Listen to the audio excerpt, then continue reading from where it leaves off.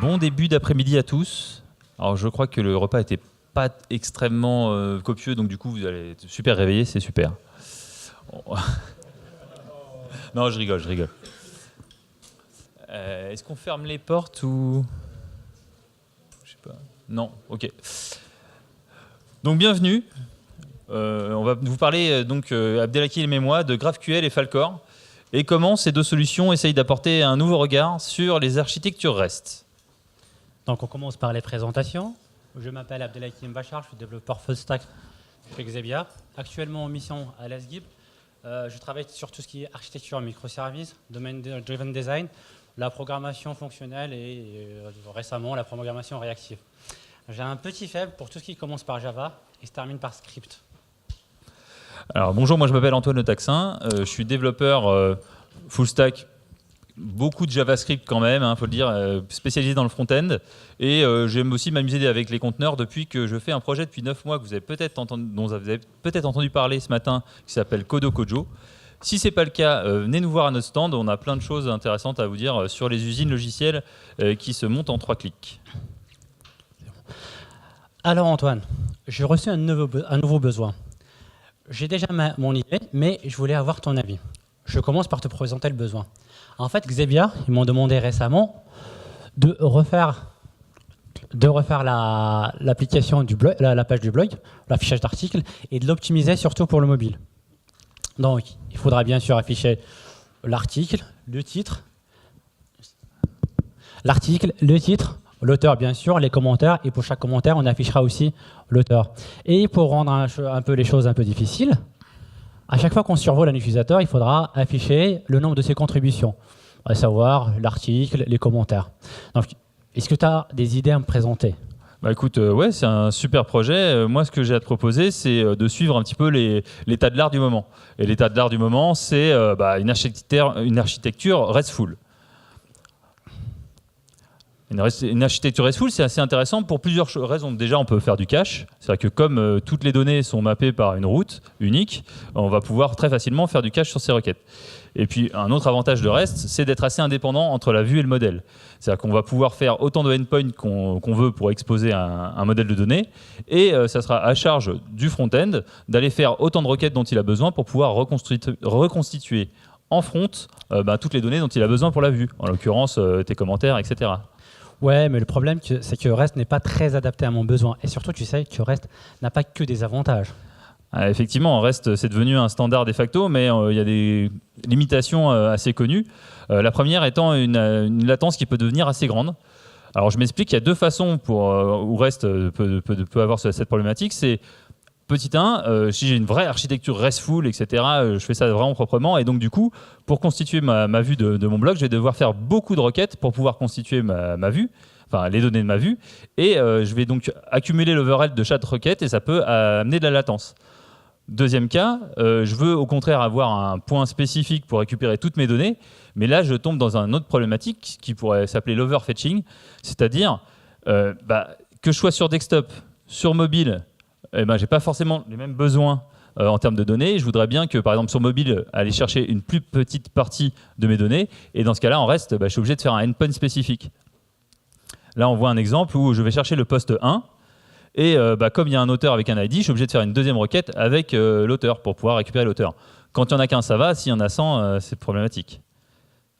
Donc, je ne sais pas si tu connais d'autres solutions. Moi, Alors, sincèrement, moi, j'ai vraiment envie de tester GraphQL. Alors oui, GraphQL, je ne sais pas, j'ai entendu parler. C'est quoi comme framework En fait, GraphQL, ce n'est pas un framework, mais c'est une spécification qui définit un langage permettant de requêter des données depuis le back-end de manière déclarative. En fait, le fait que ce soit une spécification, ça permet d'être implémenté en plusieurs langages. Il y a bien sûr l'implémentation de référence qui est en JavaScript, mais il y a d'autres implémentations en Java, en Ruby, en Python et bien d'autres langages. Alors, pour bien comprendre GraphQL, on va s'intéresser un petit peu à son histoire. En fait, jusqu'à 2012, Facebook, la page Newsfeed, c'est la page principale de Facebook, on pouvait la récupérer qu'en HTML, même sur le mobile. D'ailleurs, ils utilisaient les WebView à l'époque. En fait, ils voulaient, après, faire une application native en iOS et en Android, mais ce vouloir de Refacto a mis en évidence un conflit entre deux choses. La première, c'est que en respectant Rex, on a besoin de garder les ressources isolées, mais en même temps, pour optimiser l'application pour le mobile, il faudra avoir une seule requête pour récupérer toutes les données et d'un coup, agréger plusieurs données de plusieurs ressources en une seule requête. Donc ça, c'est un conflit, c'est un problème. Et du coup, l'équipe de développement a repensé leur façon de faire le back-end, et du coup, ils sont arrivés avec GraphQL. En fait, l'objectif, c'était de faire un outil. L'objectif, c'est de faire un outil productif, puissant, rétrocompatible pour développer des applications. Alors, j'insiste sur les termes rétrocompatible. Généralement, un développeur, quand il reçoit un besoin, je parle d'un développeur front, quand il reçoit un besoin, il connaît à peu près ce qu'il va faire. Et du coup, il connaît un petit peu. Et du coup, il connaît un petit peu. Le menton comme ça. Et du coup, il connaît un petit peu le résultat REST qu'il devra récupérer.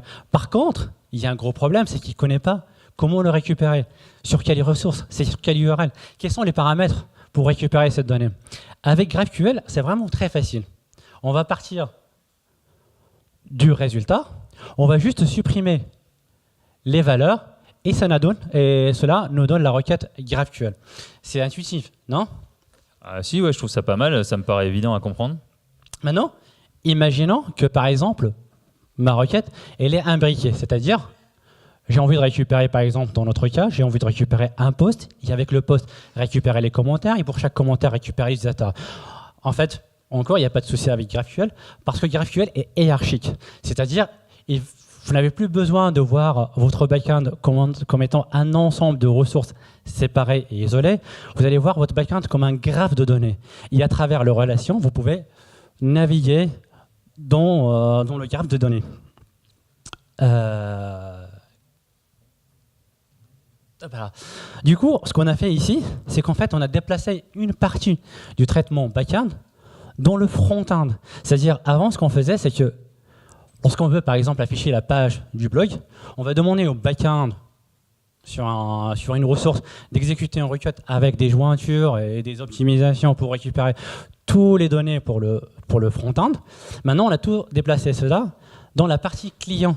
Et du coup, le back-end, il propose tout simplement toutes les possibilités qu'on peut faire sur les données. Et après, à chaque application client, de définir sa requête, c'est-à-dire ses projections, ses filtres et ses critères de recherche. C'est très intéressant parce que, en fait, et d'ailleurs, c'est pour ça qu'on dit que GraphQL, il fait des requêtes spécifiques au client. Le problème, c'est qu'il ne faut jamais faire attention, il faut jamais faire confiance à tout ce qu'on reçoit de l'extérieur, c'est-à-dire lorsqu'on va recevoir des données de l'extérieur, il faut toujours les valider. Et c'est pour ça que GraphQL, il a un mécanisme de validation. C'est un système de typage fort. À ne pas confondre avec le système de typage des langages de programmation tels que Scala, mais tout simplement, ce mécanisme de typage, il va permettre à GraphQL de valider les requêtes qu'il reçoit, et surtout avant de les exécuter, de valider les paramètres qu'il va recevoir en entrée, et surtout au moment de développement, de donner une certaine garantie de la nature et de la forme de la réponse. Autre problème avec REST. Actuellement, pour, par exemple, supprimer certains attributs d'une requête ou d'une réponse, en fait, on est obligé de versionner, et du coup, on se retrouve avec /v1 users, /v2 users. En fait, avec GraphQL, on n'a plus besoin de versionner. Tout simplement, si on veut supprimer un attribut, on va le déprécier. Et vous voyez ici, on a la possibilité de donner une explication pourquoi il a été déprécié. Et on peut même donner c'est-à-dire comment on pourra récupérer cette information après, c'est-à-dire quels sont les champs sur lesquels on peut se baser, pour récupérer cette information. Je ne sais pas pourquoi, mais moi j'ai l'impression, GraphQL il me rappelle beaucoup SQL, parce qu'en fait tous les deux ce sont des langages déclaratifs qui permettent de créer une requête pour récupérer certaines données. Ils sont exécutés côté serveur. Et il y a une fonctionnalité très intéressante que moi j'admire dans SQL, quoique j'aime pas trop SQL, j'admire dans SQL, c'est qu'on est capable de requêter le modèle SQL, c'est-à-dire je suis capable de récupérer des informations sur les tables, des informations sur les colonnes, les types. Et bien en fait Facebook ils ont pensé à ça, ils ont fait exactement la même chose. C'est en fait, on est capable de requêter le modèle GraphQL à travers des requêtes GraphQL. Et c'est ce qu'ils ont appelé l'introspection. Ça, c'est très intéressant parce que si vous avez remarqué un petit peu ce que je faisais dans les définitions, à chaque fois que je définissais un type, je donnais un nom et une description. Ce nom et cette description, il va me permettre de générer après une documentation gratuite et vivante. Je dis bien vivante parce que tout simplement, la documentation, elle est dans la définition des types. C'est-à-dire, si je supprime un attribut, la documentation, il va partir de la documentation. Si j'ajoute un autre attribut, il viendra avec sa documentation et ça sera mis à jour automatiquement. Là, ici, ce que vous voyez, c'est l'outil GraphQL fait aussi par Facebook qui permet, en se basant sur la rétrospection, récupérer les informations sur le. Et aussi, il permet aussi de faire une exploration facile des données. Donc, et après, étant une spécification, GraphQL ne dépend d'aucun protocole. Donc, on peut l'utiliser avec du HTTP, MQTT ou même des WebSockets. Depuis le début, je parle que de requêtes, mais en fait, on peut faire autre chose avec GraphQL. On peut, grâce à des mutations, faire des créations, des mises à jour et des suppressions. Là, par exemple, on voit une mutation pour créer un utilisateur, ça a exactement la même forme qu'une requête, juste on préfixe par mutation pour dire que c'est une mutation, que c'est une modification du backend. Alors, comment on utilise GraphQL? En fait, c'est vraiment très simple. On a une seule URL, c'est le /GraphQL que j'ai défini, moi, par exemple, dans cet exemple. Et après, soit par post, soit par get, on va envoyer la requête. Si c'est le cas d'un post, donc on l'enverra dans le body de la requête post. Si c'est une requête get, on l'ajoutera à la fin dans les query params. Alors, comment l'utiliser en vrai, en code? D'ailleurs, vous voyez très bien mon petit faible pour les langages en Java et en script. Donc là, j'espère que tout le monde est à l'aise avec Node.js, JavaScript, Express.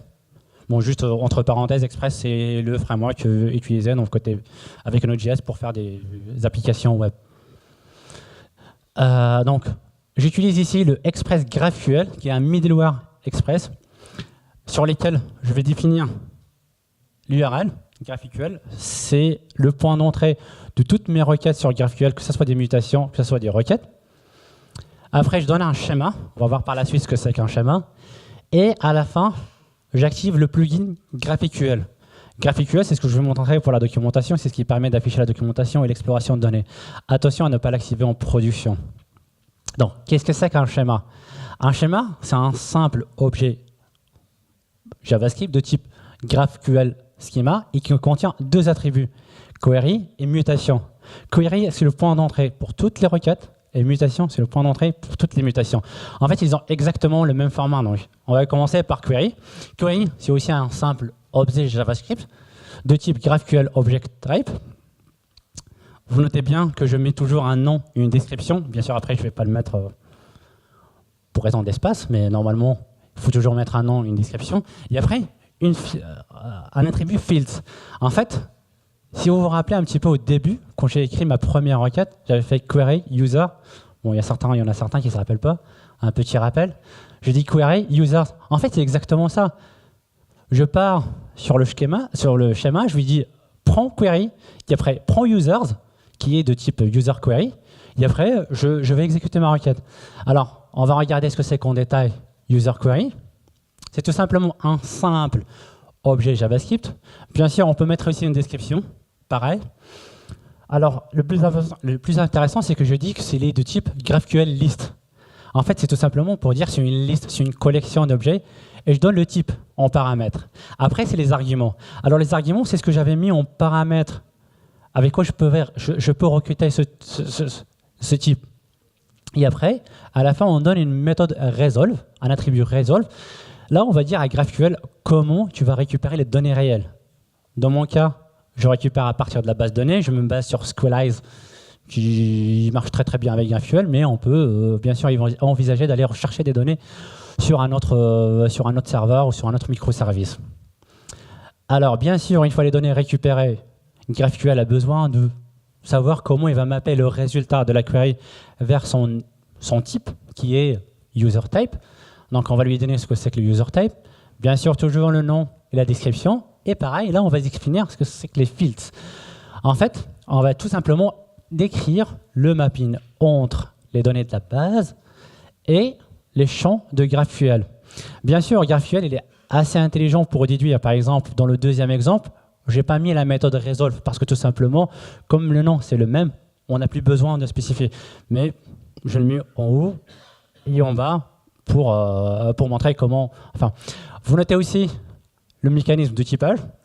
Le type d'un ID, c'est un entier. Ça, c'est très intéressant parce que derrière, quand GraphQL va générer la documentation, on va voir le type et on va avoir une certaine garantie sur le type de la réponse. Et bien sûr, c'est tout. Et sinon, à la fin, on retourne aux mutations, qui est exactement la même chose que les queries. Par contre, ici, on va définir juste à la place, bon, c'était query users. Maintenant, on va donner les opérations. Pareil, il y a la méthode resolve, qui permet de dire, OK, j'ai reçu une requête, qu'est-ce que je vais faire avec? Il y a le type, ça c'est le type de retour. Et au milieu, j'ai mis les arguments. En fait, ce sont les arguments de votre mutation. Par exemple, dans le cas d'une création, ce sont les données de formula. Vous remarquez que le système de validation de type, il est un peu plus puissant ici, parce que là, je suis capable de dire c'est un integer, mais en même temps, je suis capable de dire c'est un non nul. C'est pour valider que c'est obligatoire. Il y a aussi d'autres systèmes de validation. Par exemple, on peut dire que c'est une valeur dans une énumération. Mais par contre, si vous avez besoin de faire une validation un peu avancée, genre cette adresse mail a été déjà utilisée, là on le fera, on remontera une exception dans la méthode resolve. Et du coup, notre requête pour notre post, pour notre blog, sera une seule requête dans laquelle je vais dire récupère-moi le post. Pour ce post, je vais récupérer le titre, le contenu, l'auteur, les commentaires. Pour chaque commentaire, je récupérerai le contenu et l'auteur. Bien sûr, il y a certaines façons pour optimiser cette requête. Elle n'est pas très optimisée parce qu'il y a aussi les fragments, j'en ai pas parlé. Mais la partie auteur qui est en double, je peux l'optimiser, je peux le mettre en haut, une définition de ce que c'est qu'un auteur, et je peux réutiliser 2 fois. Ouais, ça me semble pas mal comme technologie, mais moi, j'ai entendu parler d'une autre techno, je ne sais pas si tu la connais, ça s'appelle Falcor. Enfin, Falcor JS au début, et maintenant c'est devenu Falcor. Moi, je ne connais pas du tout, c'est quoi? Alors, on va voir ça ensemble. Donc, l'approche Falcor JS, ça adresse un petit peu les mêmes problématiques, sauf que c'est une librairie JavaScript. C'est-à-dire que contrairement à GraphQL qui est une spécification, c'est une librairie, open source certes, mais disponible qu'en JavaScript. Elle propose une manière impérative de pouvoir décrire la façon dont on va chercher les données et la façon dont on veut y accéder. Son gros point fort, c'est que ça embarque avec son modèle un système de cache et un système d'optimisation de requêtes qui vont le rendre très performant. Ça a été inventé par Netflix pour répondre à une problématique qui était un peu multiple, qui était à la fois d'aller chercher des données qui étaient très fragmentées, donc dans plein d'endroits différents, dans les architectures microservices, d'avoir un besoin de performance important, parce qu'ils avaient des applications qui étaient sur des devices très variés, sur la télé, sur le mobile, sur le desktop, et ils n'avaient pas avec REST ce qu'ils voulaient pour le faire. Et ils voulaient garder cette souplesse qui était d'avoir un modèle et une vue qui étaient un peu séparés assez pour que les développeurs back et les développeurs front puissent développer chacun de leur côté sans se marcher dessus. Donc ils ont mis ça en production, c'est en production encore sur leurs applications TV, desktop et mobile, et ils l'ont open sourcé en 2015. L'objectif vraiment pour eux, c'était d'avoir un outil centré sur la performance qui était spécialement adapté aux architectures microservices pour pouvoir gérer les allers-retours entre la vue et le modèle. Je vais reprendre l'exemple de tout à l'heure en repartant du résultat JSON que je veux obtenir avec un user, un name. Là, GraphQL, on ne peut pas dire vraiment que ce soit le JSON sans les paramètres, enfin sans les valeurs des arguments. mais c'est plutôt orienté asynchronisme. Alors, je ne sais pas si vous voyez un petit peu la forme de la requête, ça ressemble un peu à une promesse. Donc, on va sur un objet modèle, qui est un modèle Falcor, qui est une instance du modèle Falcor, appliquer une première action, là en l'occurrence un get. On va lui passer une string ou un array qu'ils appellent un pass. Je vous expliquerai après pourquoi. Et dans un then, on va attendre que la réponse de cette requête et je vais faire quelque chose avec. Ça, c'est côté donc vue. Les concepts de base. Alors, il y a pas mal de concepts de base dans Falcor. Je vais vous les détailler petit à petit. Mais pour avoir une image un peu grande de comment ça fonctionne, on utilise du coup la même librairie quasiment entre le client et le back-end. Donc ça permet de manipuler les mêmes concepts. Et tout part de la vue. Ça, c'est un peu comme GraphQL. On a envie vraiment que ce soit la vue qui demande ce dont elle a besoin. Que ce ne soit pas le back-end qui doive s'adapter aux besoins de la vue. La vue va donc faire la requête que je vous ai montrée. Donc ça va être interprété par le modèle de Falcor qui va pouvoir à la volée optimiser la requête et parce que je lui ai précisé où est-ce qu'il fallait qu'il aille exécuter cette requête, interroger le modèle qui se trouve pour le coup en back-end et aller chercher. Alors il y a une couche d'abstraction qui permet d'aller chercher cette ressource quel que soit l'endroit où elle se trouve du moment que j'ai bien implémenté mon modèle en back-end. Quand la requête va revenir, elle va passer par un cache qui va, donc à la volée, constituer petit à petit un cache sur le device de l'utilisateur qui va permettre d'avoir une impression de performance parce que si la donnée dont j'ai besoin est déjà présente sur le device, bah, la réponse sera immédiate. Et s'il y a qu'une partie dont j'ai besoin, il va pouvoir segmenter la requête pour pouvoir aller chercher juste la partie qui manque. Mais je vais y revenir dessus. D'abord, le path. Alors c'est un petit peu la façon de requêter de Falcor. Et eux, ils imaginent que pour se passer de REST, en fait, que l'API, c'est un gros graph JSON, que toutes vos données sont représentées par un énorme graph JSON, et que pour aller chercher ou interagir avec cette donnée, c'est comme si on parcourait un objet JSON. Donc pour ceux qui ont fait du JavaScript ou même qui ont manipulé du JSON, il y a deux syntaxes qui existent. Il y a la syntaxe pathString et array de clés. Array string, je pense, ou array, j'ai oublié le terme. Mais c'est équivalent. C'est-à-dire que dans le premier cas, on va passer une string qui est en fait une syntaxe à points dans laquelle on va parcourir l'arbre. Je veux le post d'index 1 et je veux son titre. Et j'ai un équivalent en array. Dans le deuxième cas, on voit qu'il y a des petits paramètres de base qui sont sympathiques. Par exemple, je peux lui donner un range, là le range de 1 à 2. Et ensuite, je vais lui passer des clés pour savoir quel paramètres de cet objet je veux récupérer. Là, le titre et le contenu. On voit qu'il y a une forme donc en array qui est un petit peu plus complexe, mais on verra un peu plus tard dans le détail. La chose la plus importante, c'est le modèle. Donc, comme je vous l'ai dit, il existe en front et en back. L'exemple qu'on voit ici, je ne sais pas si je vais réussir, on voit un petit peu. Donc ça, c'est le front et ça, c'est le back.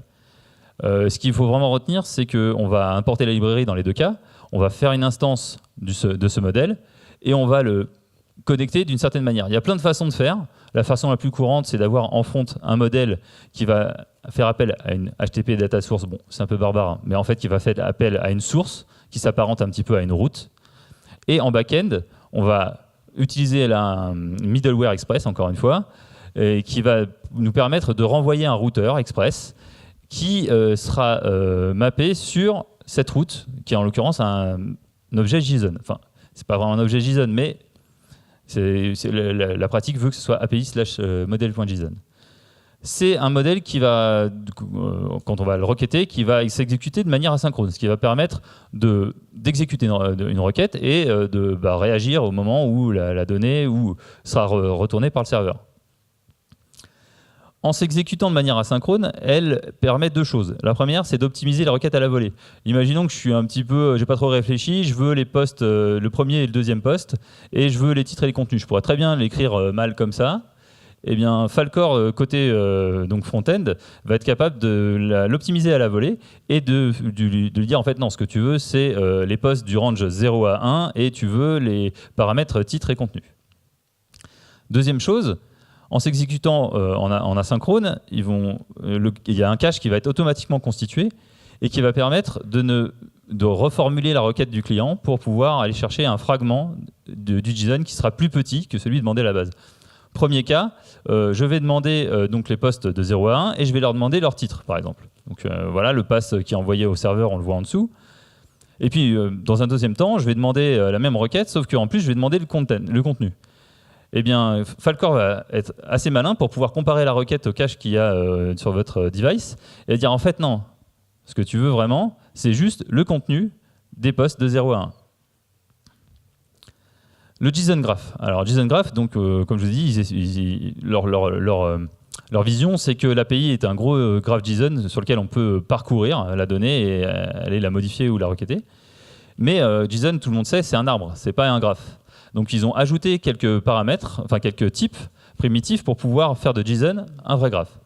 Je les ai listés, je ne vais pas en parler de tous aujourd'hui, mais les plus importants, c'est la référence, qui est un lien symbolique. Je vais vous montrer un exemple.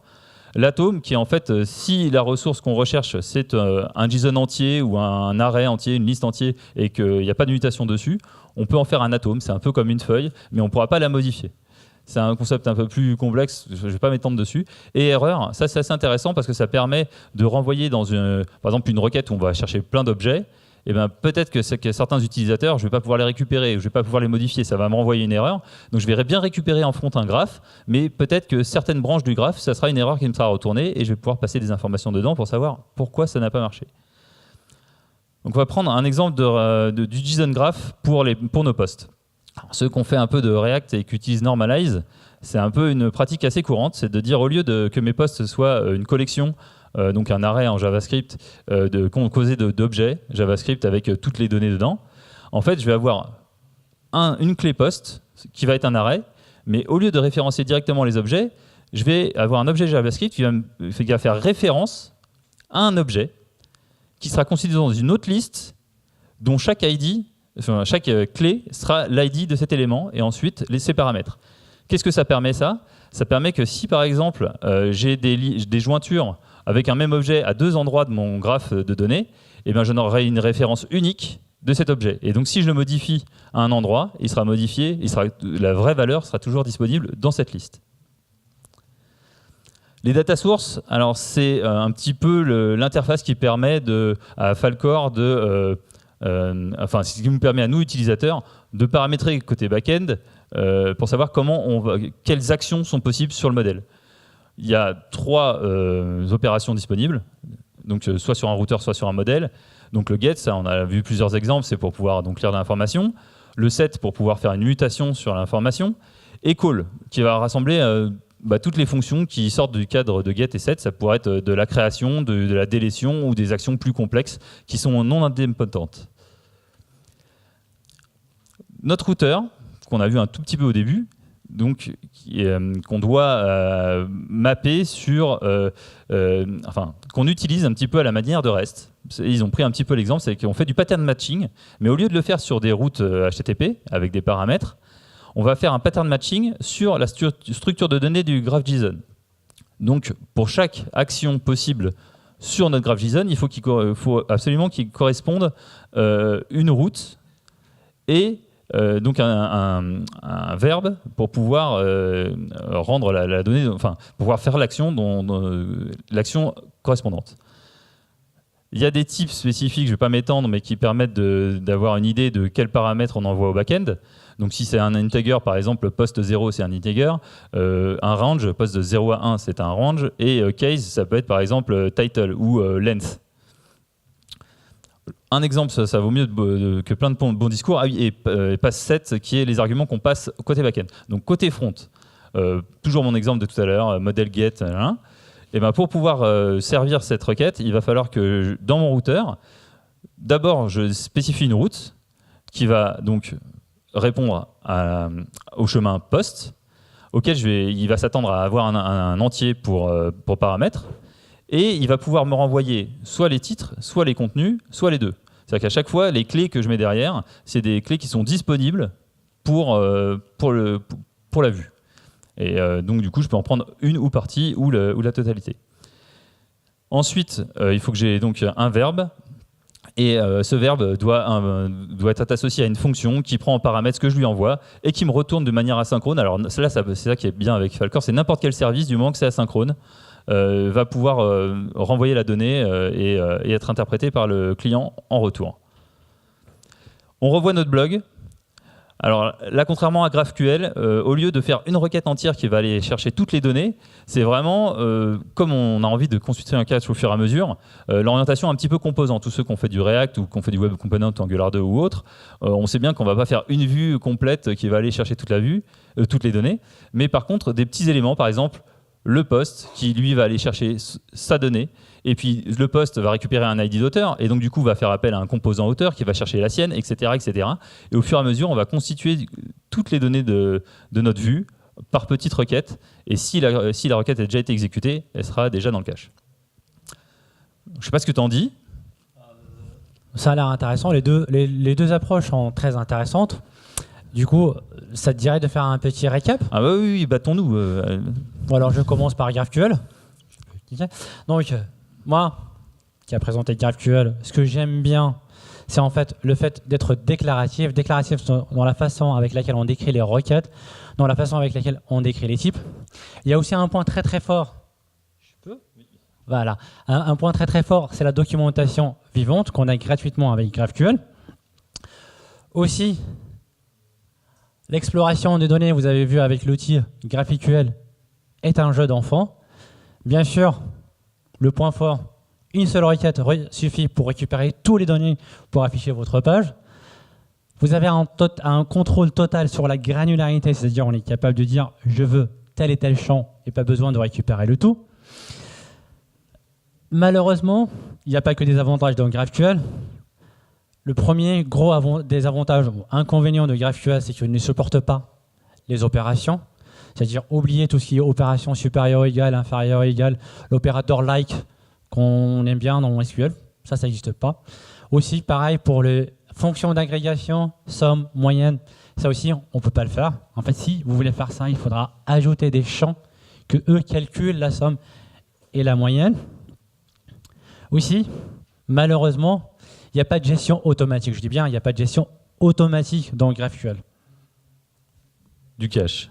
Alors du cache. Mais justement, alors chez Falcor, moi c'est vraiment ça ce qui m'a plu, c'était le côté gestion automatique de cache, qui fait que petit à petit, au fur et à mesure des requêtes, on va vraiment avoir un cache qui va se constituer sans qu'on ait à le paramétrer. L'optimisation des requêtes à la volée aussi, qui vont permettre justement d'aller chercher que la donnée qui nous manque, donc du coup d'avoir un échange de données le plus minimal possible entre le front et le back. Le contrôle total sur la granularité des informations, qu'on a aussi, c'est-à-dire que je vais pouvoir vraiment, depuis ma vue, requêter ce dont j'ai envie, avec le petit bémol que Falcor n'est pas vraiment adapté pour faire une énorme requête pour aller chercher tout, mais qui est contrebalancé par le fait que l'orienté composant niveau vue, front-end, est bien adapté. Et aussi, une grande force de Falcor, c'est son orientation microservice. Vu la gestion du cache, l'optimisation des requêtes, c'est vraiment adapté. Si vous avez une architecture microservice ou plusieurs bases de données, ou que votre donnée est répliquée vraiment entre plein d'endroits, c'est une solution pas mal adaptée. Le code front et le code back qui utilisent la même librairie. C'est intéressant, c'est le même concept. Il n'y a pas de concept. Le même développeur va pouvoir agir sur les deux couches. Ça a un effet négatif aussi, c'est que si on veut faire autre chose que du JavaScript en back-end, là on est coincé. Les bémols avec cette librairie, le côté impératif, c'est-à-dire que vraiment là on est obligé de tout, comme en fait en REST, on est obligé de tout décrire. C'est-à-dire que si on a besoin d'un nouveau paramètre dans la vue, il va falloir implémenter ou ajouter un type au routeur qu'on avait défini. Si on veut aller chercher un nouvel objet, il va falloir aussi mapper absolument tout ce qu'on voudrait aller chercher. Alors, comme GraphQL, mais de manière encore un petit peu plus poussée, ça ne supporte aucun opérateur. On ne peut pas faire plus grand, plus petit, les dates, etc. Et on va devoir définir autant de passes pour pouvoir répondre à des données calculées, genre une longueur, un nombre de commentaires ou ce genre de choses. Et en plus, voilà, on a juste ID, range et case. Ça ne fait pas beaucoup. L'implémentation laissée à la charge du développeur. J'ai mis un point d'interrogation parce qu'à la fois c'est pratique, on peut vraiment avoir des services qui exposent notre donnée comme on le souhaite, mais ça fait quand même pas mal de code à écrire. Et en plus, pour les guidelines, elles sont assez floues au niveau Falcor, donc ça peut être un peu challengeant quand on veut faire la partie back-end. En résumé, moi je dirais que l'une et l'autre des deux solutions sont intéressantes déjà si on a beaucoup de lecture et peu d'écriture. Parce que si on a beaucoup de mutations fréquentes, c'est pas vraiment adapté, ou si on fait très peu de lecture, c'est pas vraiment adapté non plus.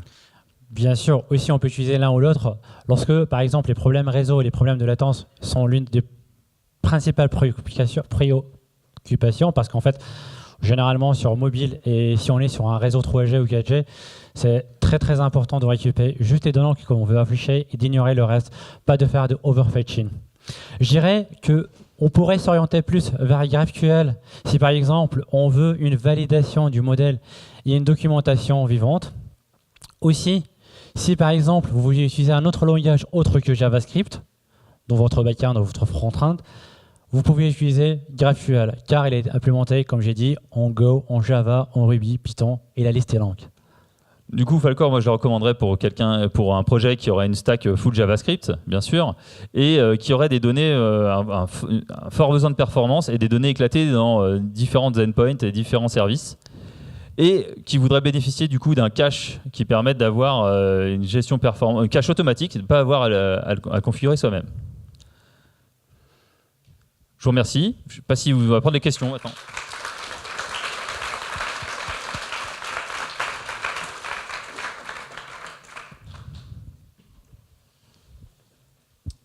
J'ai une question sur le cache automatique.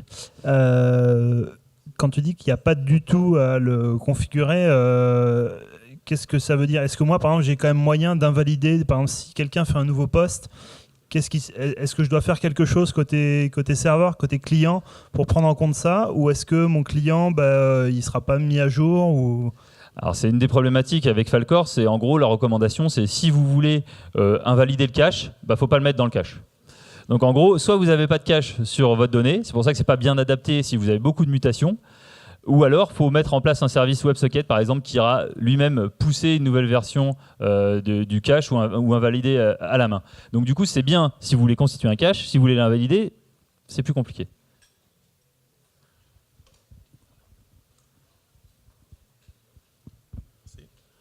Avec GraphQL, vu qu'il y a un seul point d'entrée, est-ce qu'il y a possibilité de sécuriser une partie du graphe pour un certain type d'utilisateur? Alors, on a vu que on va configurer le middleware GraphQL sur une URL. Et après, cette URL, on peut la sécuriser comme on veut, comme on fait avec les autres applications, avec tous les URL de Express. Donc, on peut faire des filtres, on peut faire ce qu'on veut. Après, derrière, c'est par exemple, on peut faire des filtres par attribut. Genre, on peut récupérer une partie, mais pas une autre partie. Là, il faut faire du développement à la main dans la partie Resolve.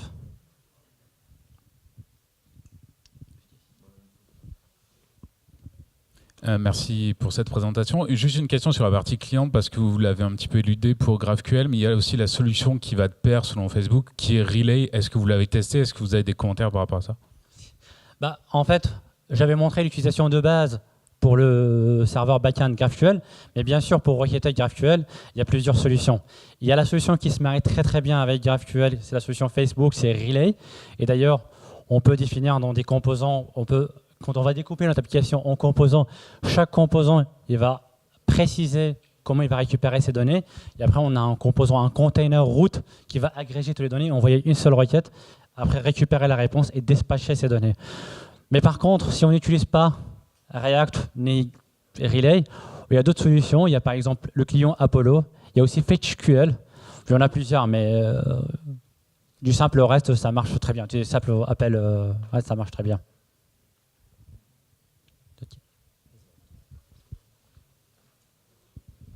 Merci. Moi, j'aurais une question notamment sur la complexité pour l'implémentation back-office. De ce que je comprends, GraphQL, c'est surtout pour le côté client. Mais du coup, sur notre point d'entrée, on se retrouve à exposer tout notre domaine métier. C'est quoi la complexité finalement pour implémenter le back-office pour qu'il soit capable de retrouver toutes nos données qui peuvent potentiellement être éclatées? Et du coup, on est amené côté back-office à interroger plusieurs bases de données pour répondre à une seule requête. Alors, juste une petite précision, GraphQL, ça se passe tout côté back-end et rien côté front-end. Donc, ça permet de présenter les données dans le back-end. Après, quand on va définir le modèle GraphQL, il y a des méthodes Resolve qui vont permettre de récupérer les données. On peut les récupérer à partir d'une base de données, de plusieurs bases de données ou de plusieurs microservices. Alors c'est une question que je me suis beaucoup posée parce qu'en fait, je me suis demandé par rapport, comme il n'y a pas de gestion de cache automatique, il y a certainement un problème de performance. Parce qu'en fait, ce que j'avais remarqué, que GraphQL, il n'est pas aussi intelligent, surtout dans les jointures. Quand je récupérais par exemple plusieurs posts avec plusieurs utilisateurs, je voyais que il fait une première requête SQL pour récupérer tous les posts, et après pour chaque post, il va aller faire une requête pour récupérer les commentaires, et pour chaque commentaire, il va faire d'autres requêtes. En fait, il n'y a aucune optimisation. Mais il y a d'autres bibliothèques qui permettent d'optimiser. Je ne sais pas si j'aurais répondu à votre question. D'autres questions? Ok, merci alors. Merci.